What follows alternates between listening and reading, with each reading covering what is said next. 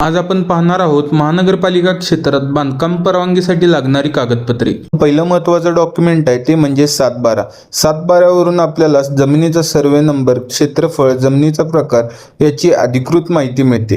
महत्त्वाचं डॉक्युमेंट म्हणजे sale deed, खरेदी खत। जमीन तुमच्या नावावर आहे हे सिद्ध करण्यासाठी असलेला हा एक महत्त्वाचा पुरावा आहे।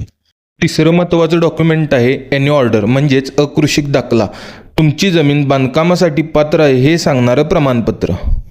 चौथा महत्त्वाचा डॉक्युमेंट आहे अप्रुव्हल लेआउट म्हणजेच महानगरपालिकेने त्या प्लॉटिंगला अधिकृत मंजुरी दिलेली आहे याचा पुरावा।